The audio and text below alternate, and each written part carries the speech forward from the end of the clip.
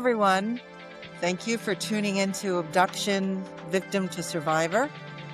My name is Abby, and I am your host for today. My podcast is about family abduction, custodial conflict, and the stories of those who've lived through it. Their stories are filled with pain and hope and resilience, and I'm just very passionate about dispelling the myth that when a child is taken by a parent or a family member, that it's okay. You will see from the personal stories shared here and from the experts that it is not okay. You'll learn about the harm it causes to the abducted children, the searching parents, and those who love them.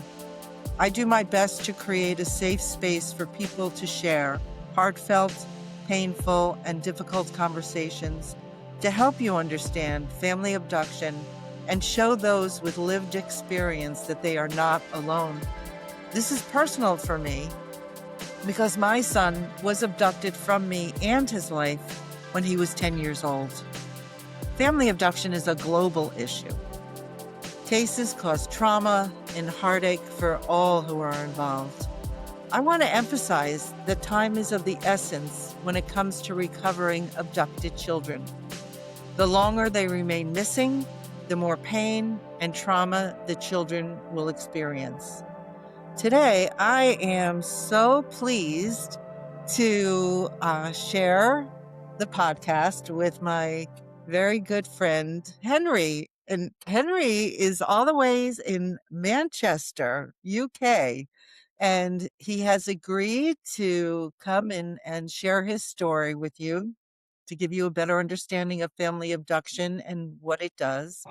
I've known Henry, I guess, for a number of years now, and I know him through Team Hope. And as I've explained before, Team Hope is a volunteer-based peer support network through the National Center for Missing and Exploited Children.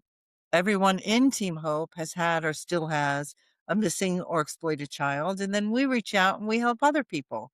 So you'll see Henry has a very big heart. He really likes helping other people. He's giving me a face now if you can't see it. That all about. But he's a very good guy, really good guy. I've always been impressed with him. And he is here to share his story. So, Henry, hi, welcome to the podcast. Hey, Abby, thank you very much for having me. Thanks for allowing me to join you today. Thank you for agreeing to be here. I know it's not always easy to tell your story, and I'll just let you start wherever it is you want to start from. Well, yeah, as you said, I'm in England, Manchester, England right now. So I think there's a common experience that lots of parents who are involved in child abductions and other family members that are involved in child abductions that they share. And I think they're colored by the different countries involved, the different cultures involved, sometimes the different like religions or, other more complex parts of life. And as someone who was born in England and lived most of my life in England, we're kind of, we have that steely approach to lots of things in life. So I'll be speaking from that perspective, really. And it is a bit of a cliche about English people and the kind of the kind of carry on with it with a stiff British upper lip. I think but that generalization is kind of rooted in some kind of very, very low level truth in the psychology of the general English person. To kind of just to go over the primary kind of milestones in the case. I mean, we probably spoke in 2008 or 2009, Abby, or that was when we first came into contact. And it was around the recent abduction of my daughter, Pearl. And there had been, I guess, a potted history like before then, a complex history, a relationship history, and then a new family history, and also, as everyone carries with them their own psychology, there was a psychological history to the relationship, and then to the configuration around the three of us, the mother, the father, and the child. And that did spill out into an abduction at the end of 2008. And Pearl at that point was 4.5 years old. So just on that kind of threshold of changing schools, and her education was just kind of firming up in England. That's when that kind of happens, and you transition from a kind of carefree life into a life of homework and assignments, and starting to gain a little bit of responsibility for your work, and your the outputs of your education. So that was the point at which the what I would refer to as the actual abduction began.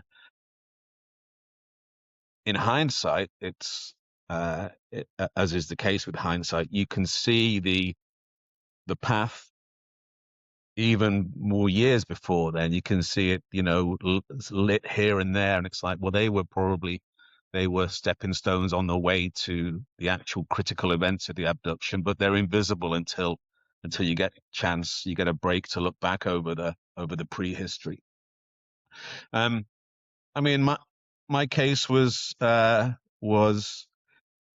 involved several different countries. I think it involved lots of different organizations. These are the general parameters of an international child abduction: police, civil organizations, charities, the central authority for the civil aspects of the Hague Convention around international child abduction. Like a multi-party period of my life that probably I'm almost through. So that is 17 years later. So you see how it kind of, once your life has, once that door's open, well, part of you doesn't want to close it anyway, but it's really hard to kind of get it fully closed.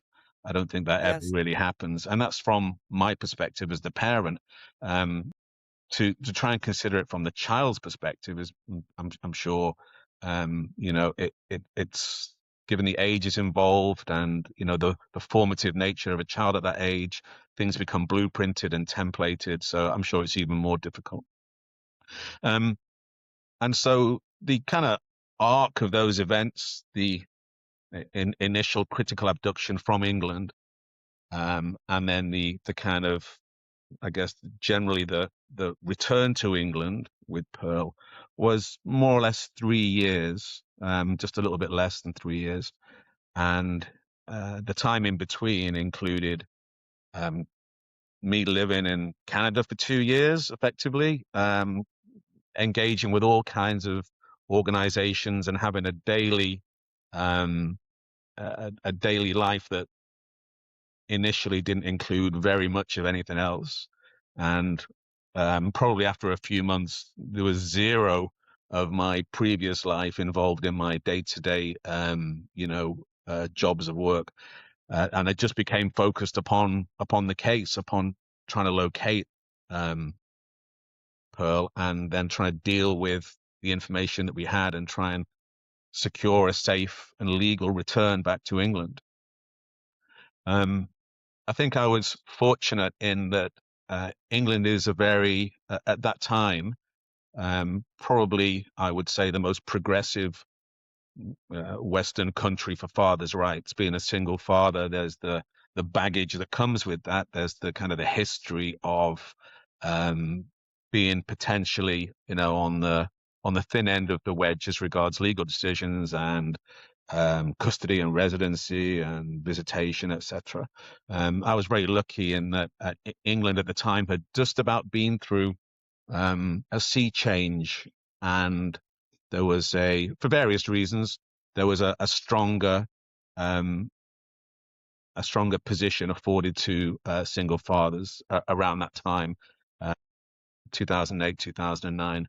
And I was also very lucky in that the legal proceedings were governed by a judge who was extremely wise.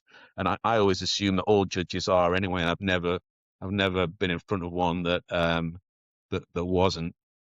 But yeah, a very wise and forward-thinking man who, in any case, knew that our family, knew us from different issues around education and medicine that had to be brought before the court previously. So there was a whole backstory effectively. And uh, yeah, so by the time the abduction occurred, there was already a fairly accurate depiction of the parents before the court, and it was the same court and the same judge that presided during the whole arc of the abduction. So those are some of the parameters. I mean, the different countries involved were Mexico, the USA, Canada, different states in the US, different provinces in Canada. There'd been a prior abduction to India that was like a trial run, but we didn't understand that at the time. We only understood that after the fact. Changes of name, changes of identity for Pearl's mother and for Pearl, and this just these layers and layers of complexity and this kind of hiding away of the child by the other parent, that all needed to be unraveled and made sense of at the time to try and locate, just to try and locate. Yeah. Um, Yeah, that's a lot of different places in just 3 years. That must have been very hard for Pearl to be constantly taken from one place to the next place. Was it just her and her mom, or was anyone else involved? it's difficult for me to answer that definitively. I think in terms of the prior events, immediately prior to the abduction, there were, as is typical, family members and friends of the parent, the abducting parent, either kind of facilitated or were there's a level of knowledge about it, and kind of either acted as a smokescreen or support in some way. And it's hard to say whether that carried on much through the abduction or whether it was just just to allow that to happen. Following the actual abduction and the leaving the UK, we do know there was other people involved, other groups, in fact, and uh, kind of, I would say, unconventional communities of individuals that some of which were already on police radar in various places, some of which were kind of because of the way they form and then deform and then appear and then disappear, and reappear somewhere else under a different name. So these are kind of intentional or other type of off-grid communities, and soft cult-like entities was the police description from Toronto Police Service. Was But she able to get those people involved because she was alleging domestic violence? um, I think there was definitely allegations. There have been allegations that were made prior to the abduction, which I think were strategic almost because they came to nothing, but they were made nevertheless. Um, I think judging by the acts of these individuals and groups, that there definitely was a level of building tiers and tiers of justification for what happened, whether that was allegations of abuse or other coercion or just generally painting a picture. And I think in that time, I was saying that the UK had recently become quite progressive in terms of fathers' rights and the single dads, that kind of thing. But also around that time there were other kind of cultural shifts that were beginning to happen in the kind of tectonic plates of life, which now it seems like nothing because the world is in certain places unrecognizable from where it was 15 years ago, 17 years ago.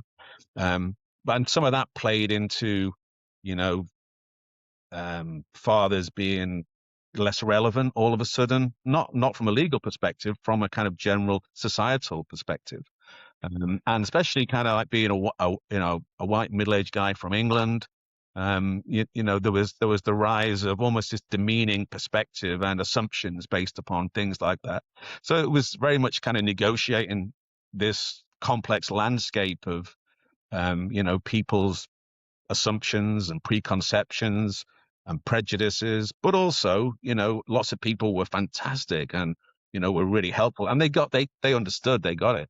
But for every person that got it, there was 10 people whose eyes glazed over when you explained that, oh, well, yeah, this child is missing with the mother, and that's the point at which they kind of they lost interest. Right. Yeah. Yeah. I remember it so vividly, where I would tell people, "Oh, my son was abducted. He's missing. I don't know where he is." And people would get this look of horror and concern, and then they would say, "What happened?" And I would tell them that his father took him, and you could visibly see their body relax. But And yeah, like, "Oh, it's okay." Yeah. and I Yeah. think it takes some assistance to understand that issue if you've not been close to it before, and I would have been the same. The first time that issue occurred to me was when it happened to me. I had no history with the definitions or what it is or whether it even was a thing. I had no idea. Um, and so, yeah, so it was a shock that, w- w- wait, what is this a crime? Oh, it is a crime. A crime against who? How should we feel about it? There are two adults involved and a child or children involved. So you have an already kind of complex set of characters, and you respond to them based generally on your own background, your own history, Yes. your own family history. That's where your responses are drawn from. But then you have these other complexities around different countries, different stories that are told, the anecdotal nature of a convenient backstory. But generally, there are also cases where a parent doesn't need to flee a situation, or they can't be, they're not taken seriously by law enforcement or potentially by, you know, uh, government services or children's services. And so, there's a decision there that you've got to kind of find your own way through it. Yes. Yeah, that is true. There are situations like that, but the bulk are people who are not in those situations, that uh, are selfish, narcissistic, think that their children belong to only them, or they're trying to hurt the other parent and using the child as a pawn. But that is the bulk of the cases. Um, it hurts the children tremendously. Well, absolutely. Pearl was missing for how many So years? between the ages of roughly 4.5 to almost 7.5. So she missed those years of education. She hadn't been educated the whole time she was away. She had nothing, and there was some regression in her abilities when we did finally get her back and get her into education. Um, Yes. and that began then the next stage of the journey. Um, but yeah, there's a lot of I think having dealt with other having assisted other parents and dealt with other cases and been exposed to the general kind of parameters of the generic international child abduction, that there is sadly like a layer of um, spite, what Yes. hatred, I don't know, all these really strong vitriolic emotions that drive one parent to do something stupid, dangerous, damaging, and to use the child as a belonging, as luggage on some kind of crazy itinerary. And a lot of what I'm saying is kind of like descriptive of my case, of the case here. But yeah, it's driven by intensely negative emotions, which then it has to bleed over into the relationship, you know, be- well, between all three, or however many people are involved, between both parents and all the children that are involved. It's so unfair. It's grossly unfair for any parent any right-minded parent to kind of even go through that thought process. Well, what if we just disappear? What if that's the kind of, hypothetically, what would happen if we just disappeared and just kind of went? It's like who does that occur to? I don't know. What happened leading up to the day of the abduction? Um, I mean, there's almost the reason I began kind of with that phase is there's almost years and years of things that fed into that moment or those critical events. I think there had been changes of name that were nearly 2 years old that hadn't been bear in mind we were in court for those 2 years. We've been in court more or less since Pearl needed her vaccinations as a baby. So that we were all three of us. There are only three people in this story, really. We're all before the court, but the court weren't aware there was a change of name for, you know, Pearl's mother, and none of the statements indicated that. So there was this kind of shrouding. It was almost like a parallel story. The public version of what was happening, which was in the family court, that can be very abrasive.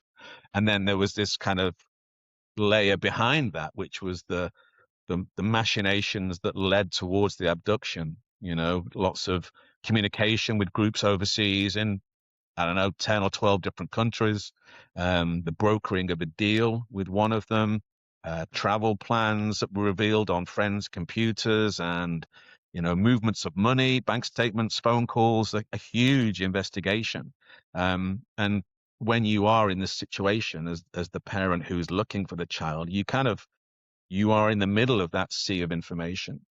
It's kind of on you to work out, well, is this all relevant? What are the relevant parts? And you can see yourself in the data. You can recognize, oh, that was when that happened, and I was a part of that. We broke up at this point.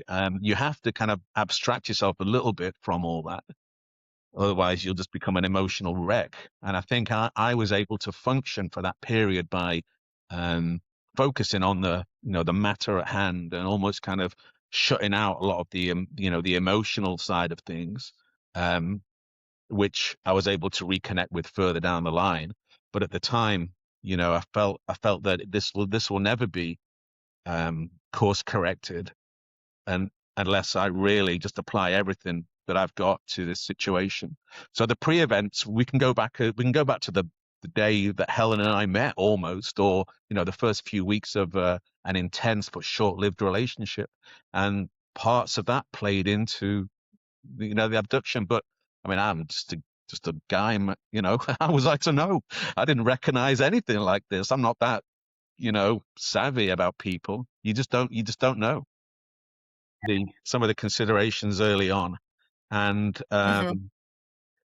we luckily the kind of 3 year period, and I always think we got things resolved within just the right amount of time. But I think that's just a human way of rationalizing, that you did get things resolved. It's always in the nick of time, almost. But there was a very smooth, I would say, reintroduction once we did locate Pearl, and she was removed from the environment she was in, put it that way.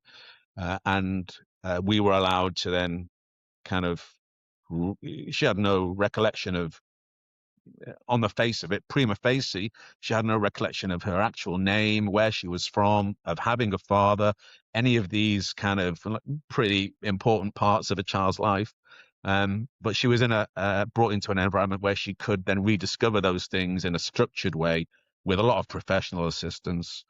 Um, so this is the province of Quebec in Canada, and all the support we got from the professionals was fantastic. So that was very much the key component to having a well balanced child today.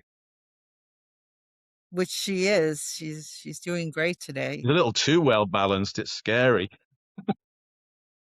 She's amazing. That's only Yeah, compared to thanks. me. No, yeah, she's a good kid. Yeah, she's great. Very talented, um, very balanced. Yeah. Yeah, and what is she now? Um, She's like 20 or 25 or something. yeah. A Norm Macdonald joke. I know. Um, so on the day that you realized she was abducted, what happened that day? Can you take us back there?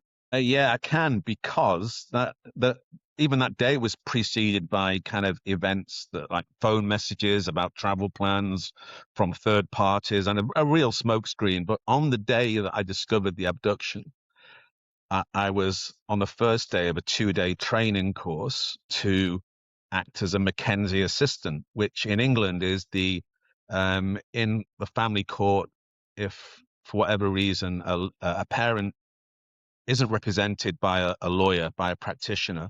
There's case law called Mackenzie versus Mackenzie, where you can have a friend or an assistant with you to make notes on your behalf if you're speaking, or and just to generally kind of do some, practical assistance in the room.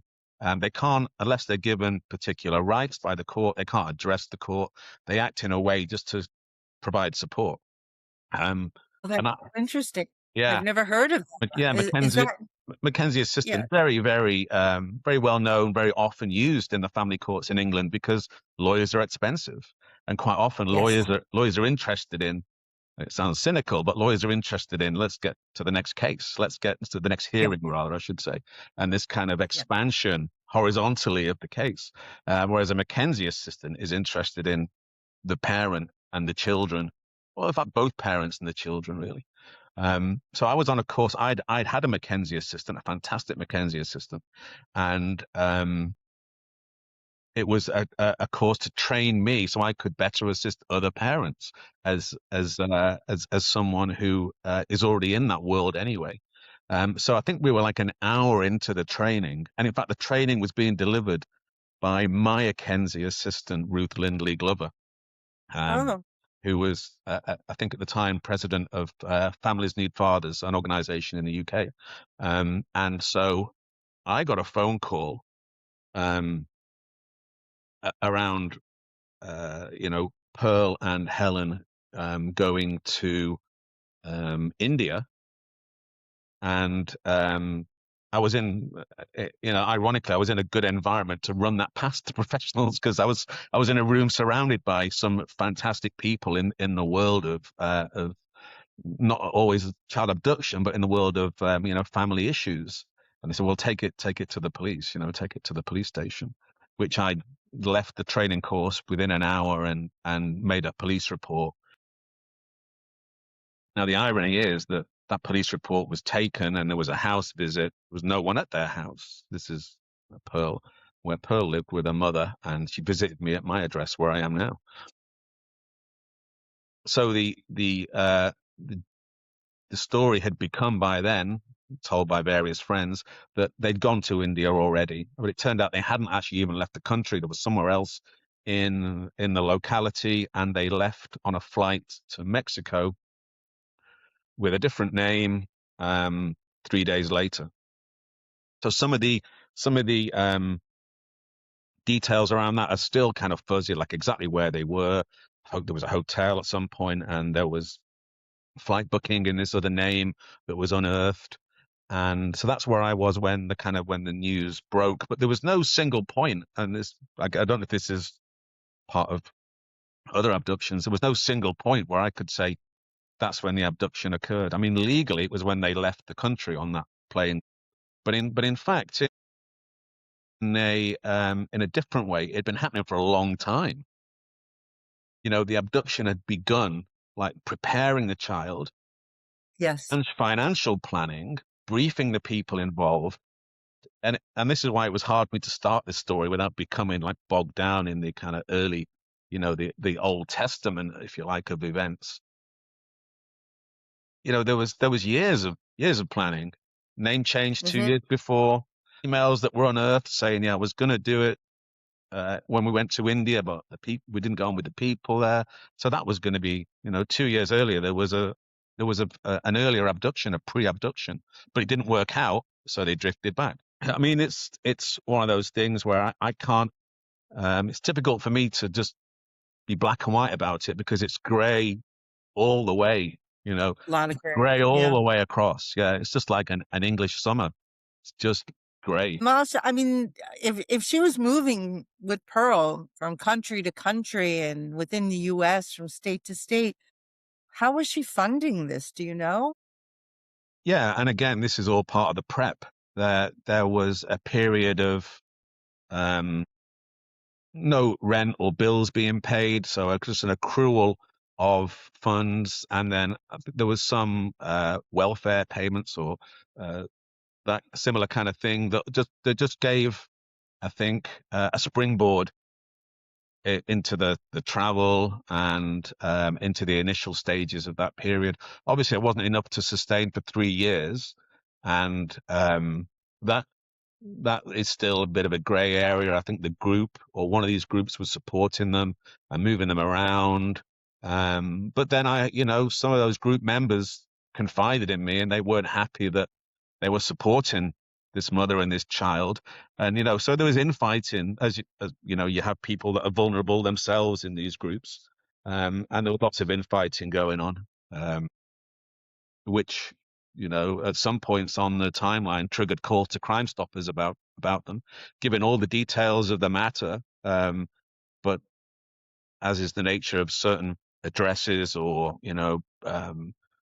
groups that don't cooperate with the police, there was a further abduction, a re-abduction between provinces in Canada. So there was just this, you know, just these chapter headings all the way through the story. Yeah, it's very involved too.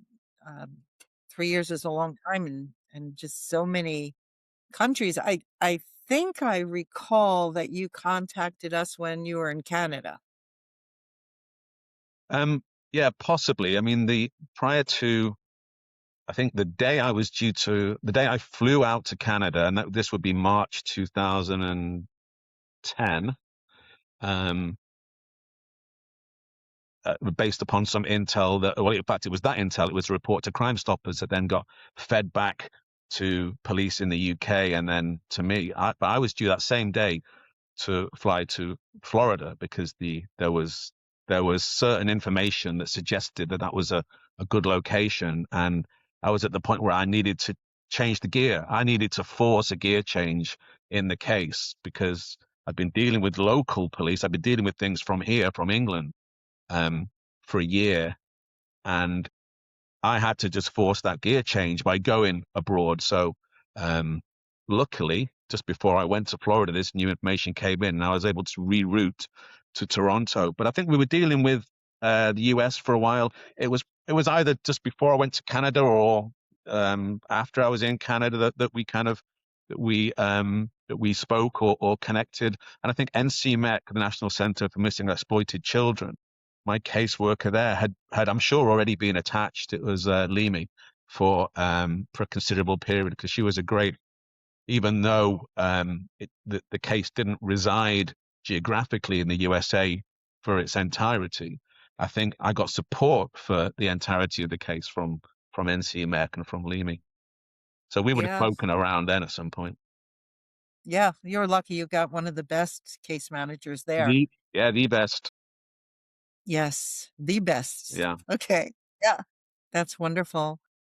So, for 3 years, you yourself were displaced. Like, you left home. You did all that you could to help find her. And were were you working at all during that time? I know you do. I think freelance consulting work. Were you able to work? Were you able to concentrate?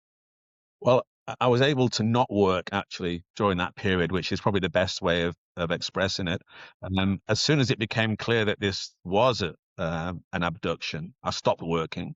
And luckily, I'd had a period prior to then of working really hard and having in my kind of freelance accounts, having enough funds to be able to shut that down until things were kind of rectified.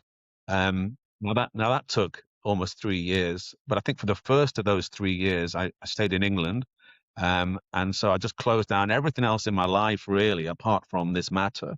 So like 90% of my life just kind of stopped at that point. Um, and being here, I still would, see people and try and keep on an even keel. But there was always this, I didn't know who knew this was happening or who didn't. And there's always this onus on you to try and explain why you've got to take a phone call from the police while you're getting a haircut, or, Yes.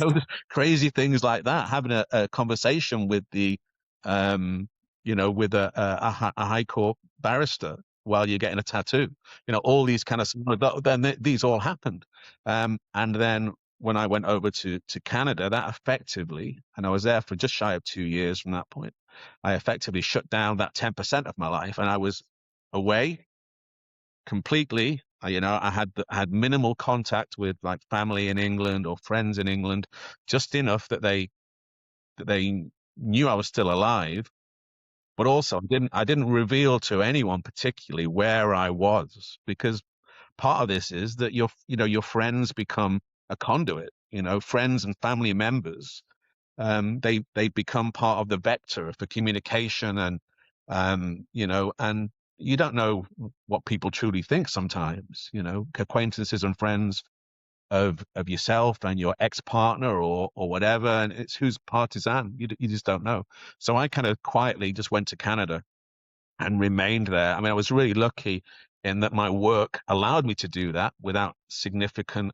I mean, I didn't, lose my apartment or anything. I was able to kind of keep making mortgage payments, which is important for when you get back after all this craziness. That, Absolutely. and I was able to function overseas for just long enough to resolve the matter. But again, not just long enough is, I think it's just a human way of dealing with how long it went on. If it had gone on another year, I probably would say exactly the same thing. You would just make it work. You stay on that booking Bronco as long as you can and just hang on to it. Yeah. So you gave up so much to find Pearl, and thank goodness you were able to find her. What was that day like when she was recovered and the two of you were reunified? Well, there's a few things around there. I remember the day I got the phone call. I was driving on an area of Hamilton, Ontario, called the Cliff, which is a escarpment above the city. And I think I was heading to like a dip and sip for coffee or something, or I drank a lot of coffee time. And I took a phone call from the Toronto Police Service fugitive squad and the officer who'd been assigned to my case. And I must have met with this officer 30 times over the course of the case. Yeah, so we would meet in different coffee shops, or, it really was like an episode of The Wire or something, where you would meet in a different location every time, or a gas station or whatever. And I could see his incoming call. I just pulled over in my van, and he said, "Look, well, we've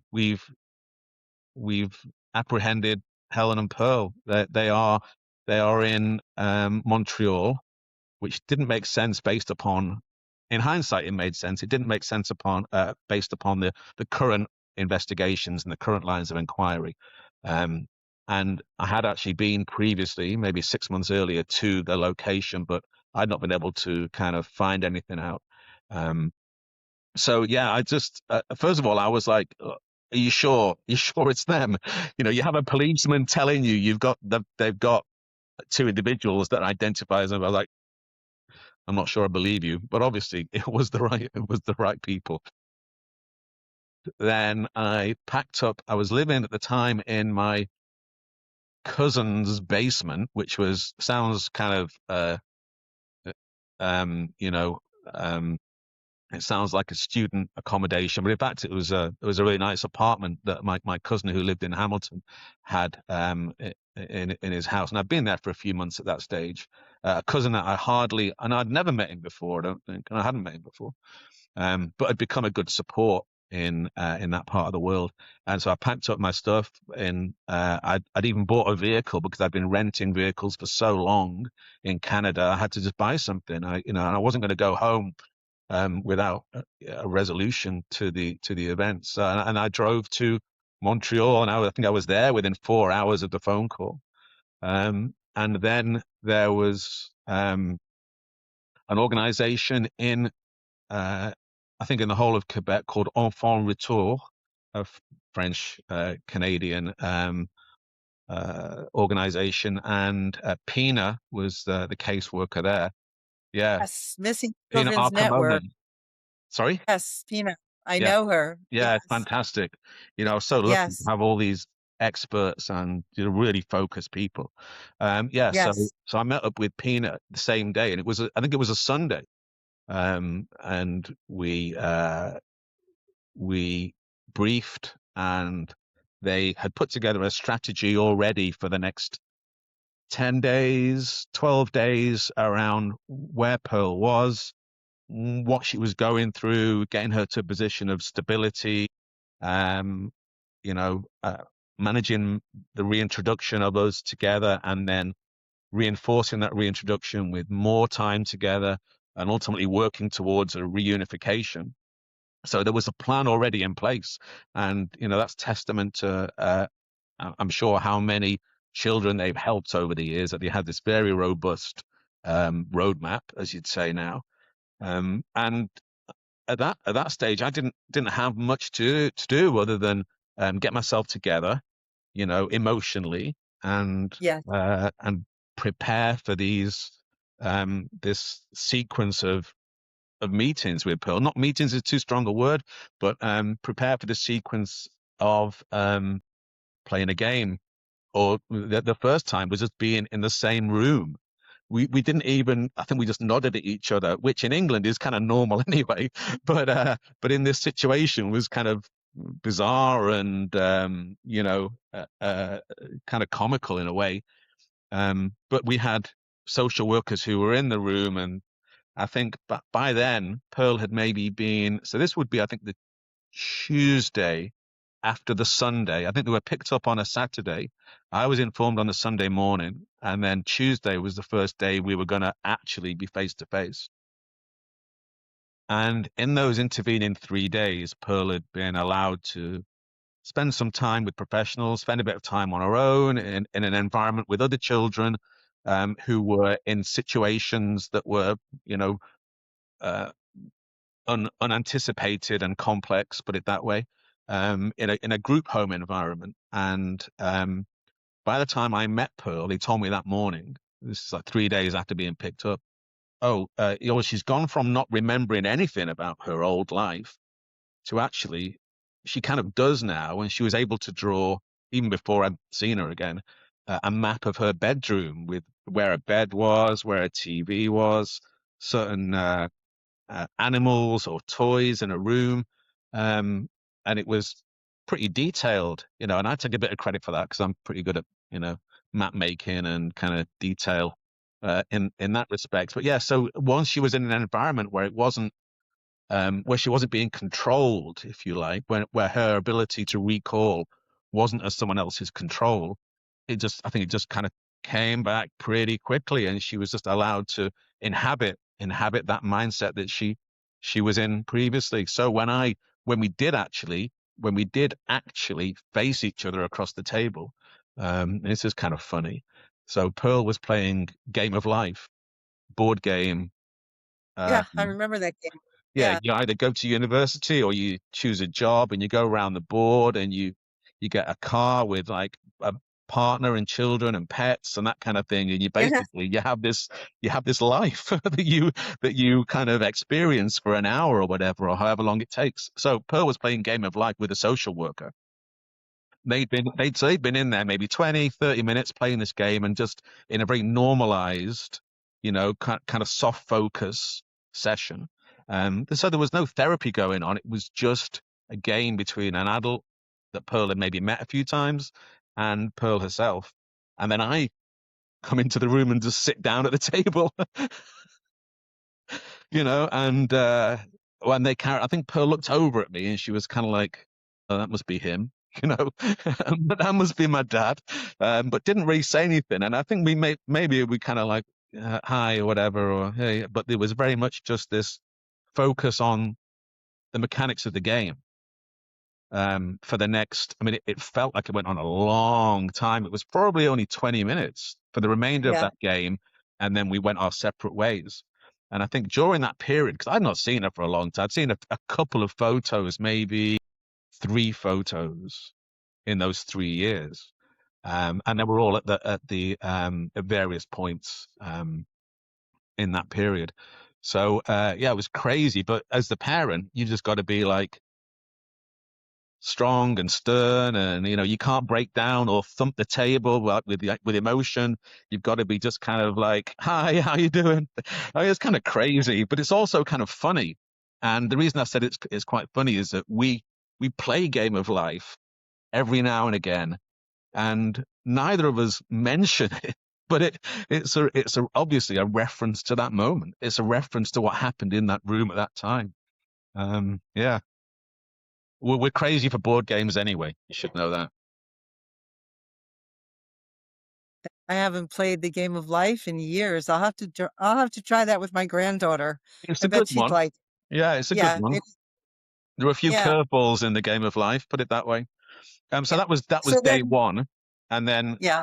over the day one for me, I should say. For Pearl, it was, I don't know, day X, I guess.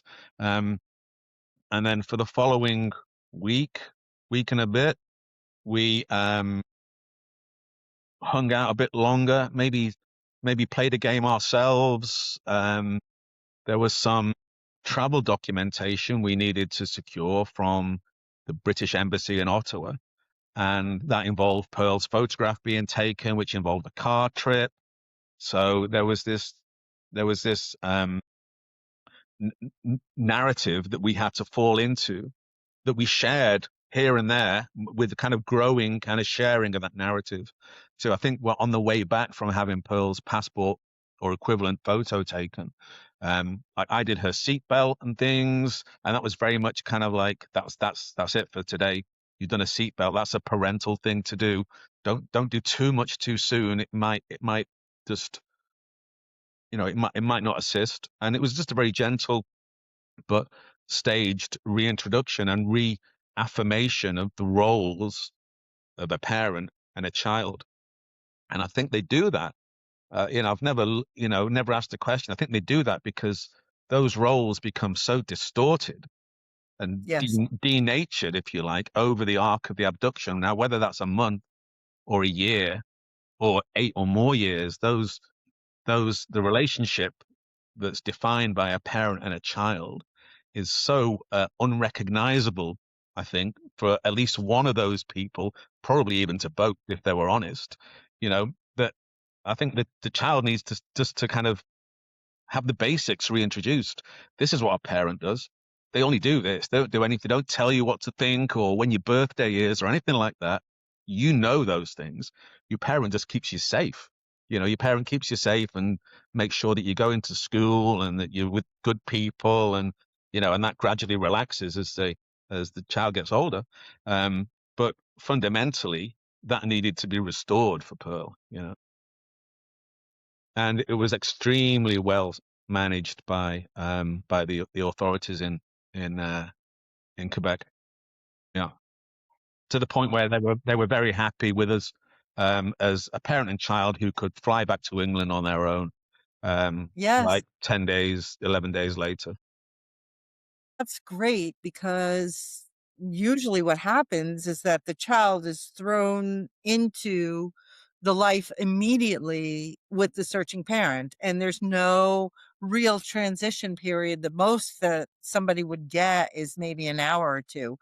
That sounds ideal, what you went through. The Missing Children's Network, I actually reached out to them when my son was missing too, and I dealt with them. And they were great. The case manager or caseworker I had there, as if he had intuition where he knew when I needed to talk to him the most, and he would call me, and they did their best to help, but I had no idea that they worked this hard on transitioning the child back to their searching parent in such a beautiful way to make it the least damaging and the most effective way to make sure that the searching parent and the child start off on a good relationship with each other. That's beautiful, Henry.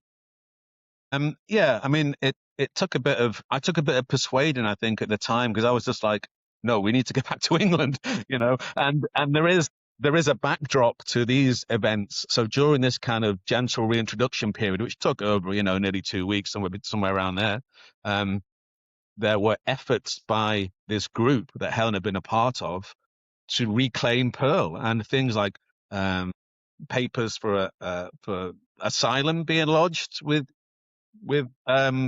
Quebec, and phone calls from fake social workers to try and determine where she was, which location she was at, and that happened. That happened for the whole period we were there. Um, Even to the point we had a police escort to the airport, and we had a, a, a one-on-one escort through the airport to the gate to get on the plane. And it was only then that they considered us safe. Once we were at the actual gate and ready to board. Um, because my inclination was, look, we just need to. It's a crazy situation with this group. We just need to go, and that's after 3 years of being apart. They had way more insight into how to manage, just an incredible level of insight into how to manage these events, despite what was going on in the background, in spite of all the other, all the sort of scary stuff, and they shielded Pearl from all that.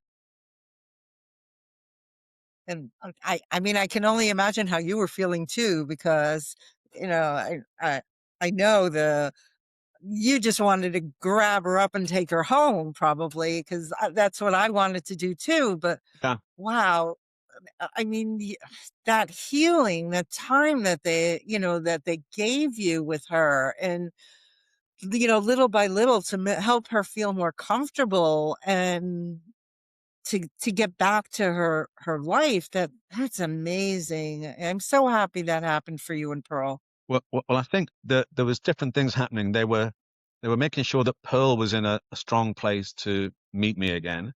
I think also Yes, they only knew me on paper from court documentations and applications, and maybe what the police had said in different countries. That I've been on this case for a long time, and so but they right. needed to see that I was part of their plan and that they weren't part of my plan, if you like, and that I was going along with the staging they had set out, which prevented us from hugging on day one until maybe day Yeah, four or something. So all that was happening at the same time, and yeah, you're elated, and it's kind of unreal. It's unreal because there's Pearl, there she is again. And it's also doubly unreal because it's like she's playing a game of life with a social worker, and all I can do is like sit in the room. So it's very, very, it's just a whirlwind, just a whirlwind of all these things, ideas and emotions, things you're trying to think of and things you're trying to not feel at the same time. yeah, I learned a lot about parenting during the abduction. I became, um, I'd say, a stronger parent. Yeah. yes, yeah, So, more focused on the child, less focused on myself. And I think yes, I also became, in a way, I treated internally like Helen differently in her position, and I think other crazy things that are resultant from that period. I'm better professionally dealing with people. So certain things that would rile a young man don't rile a young man anymore, in at that time. And right.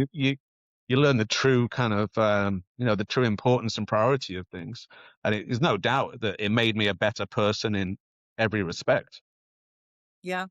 I It feel the just same way, Yeah, and it does. It makes you reevaluate your beliefs and your values and your relationships, and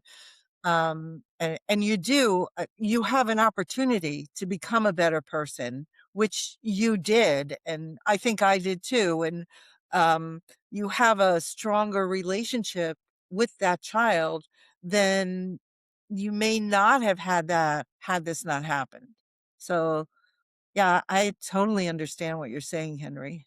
yeah. I think it's Yeah. very true. I think it can't help but through pain. That's what life is. Life is degrees of pain, and sometimes the more you get, the more you advance. Yes. But Yes. this is very much a parent's perspective. I think if from Pearl's perspective, it just must have been so confusing the whole time. Yes. The Very start, different. the middle, and the end, and afterwards. There's no rationalizing that. You just have to kind of get through it. You know. Yeah. Yeah. That's why on the podcast, we try to get both perspectives. So we get the parents to tell us the stories and then the children too, because it's very, very different. And my son and I used to do presentations where we would go back and forth into the timeline from the child's perspective to the parent's perspective. And it's very different. And it's important for people to understand that and appreciate that because to understand what happens to the child, to really bring it home that this is not okay. Mm. So, but Henry, thank you so much for all your sharing and for your courage to talk about this. Thank you. And Oh, that's fine. I just one more thing, if you would, what is one thing that you would like our listeners to know? Um, Most important. the most important thing, I think, from my own personal subjective uh, takeaway, or however you want to term it, is that I think there's a temptation to victimize yourself. Not that you don't see the child as a victim, but there's a tendency to inhabit almost a secondary victim mindset. Sometimes, a primary victim mindset, and it's key to try and get over that at the soonest, because that only distracts you from what you need to do as a parent whose child has been abducted, and you either need to locate them or bring them back or negotiate somehow. You need to get over the fact that you're hurting. Yes, you need to step out of yourself and focus totally on the child Yeah.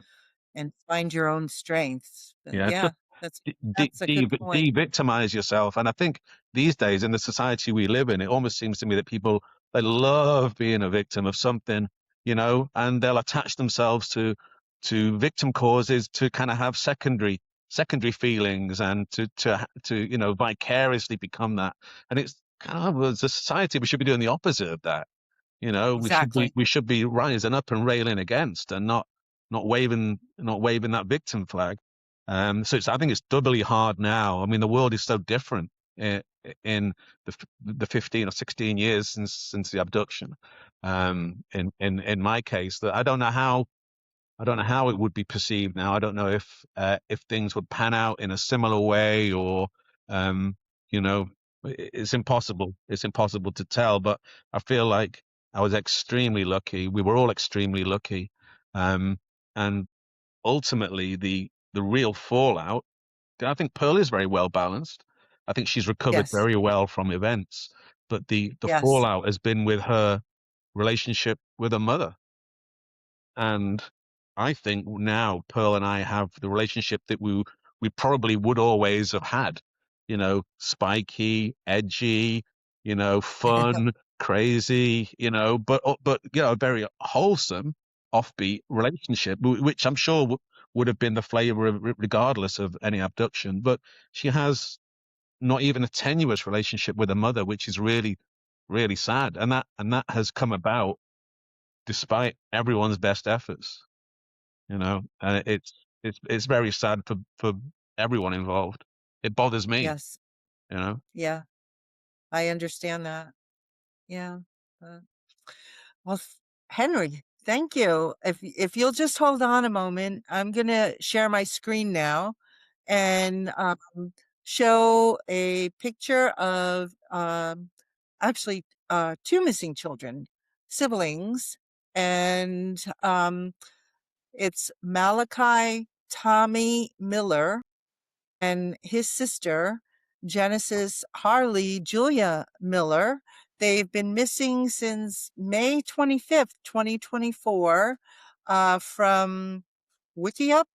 I'm not sure if that's how you pronounce it. Wickiup, Arizona. Malachi is now 4 years old, and Genesis is 3 years old. And they were allegedly abducted by their father, Aaron Miller, and a felony warrant for parental kidnapping was issued for Aaron on November 4th, 2025. Here is a picture of Aaron James Miller, the dad. He's now 25 years old. Sometimes it's easier to recognize an adult than it is to recognize the children. If you have seen them, or you do see them, you can call the Las Vegas Metropolitan Police Department at 702-828-2907, or the National Center for Missing and Exploited Children. They have a tip line, 1-800-THE-LOST, or you can go to missingkids.org, especially if you are not on YouTube actually seeing the pictures. I do encourage you, if you're just doing the audio on the podcast, to please go to missingkids.org and look at the pictures of the missing children, especially for Malachi and Genesis. You could be their heroes. You could help bring them home safely. Thank you so much. Let's see, I have to stop sharing. Let's see. And there's Hey, Henry again. And Henry, thank you so very much thank you, Abby. for being with us today, telling us this compelling and very hopeful story and sharing your heart. And tell Pearl I said hello. I and will. Thank you very much. and I want to thank our listeners for tuning in to today's podcast. And if you have any questions, I'm really happy to do my best to answer them, and would appreciate your comments and your suggestions. And you can reach me at the email abduction.victimtosurvivor@gmail.com. And you can also follow our podcast on our Facebook page, which is Abduction: Victim to Survivor. I really hope that you will subscribe. It doesn't cost anything to subscribe. Leave a comment or review. I believe that your support will help people find their voices and the strength to tell their stories. If you or someone you know is facing family abduction, custodial conflict, or the aftermath, please reach out to me. You are not alone. Okay, we'll see you next Tuesday on Abduction: Victim to Survivor. Thank you so much. Bye-bye.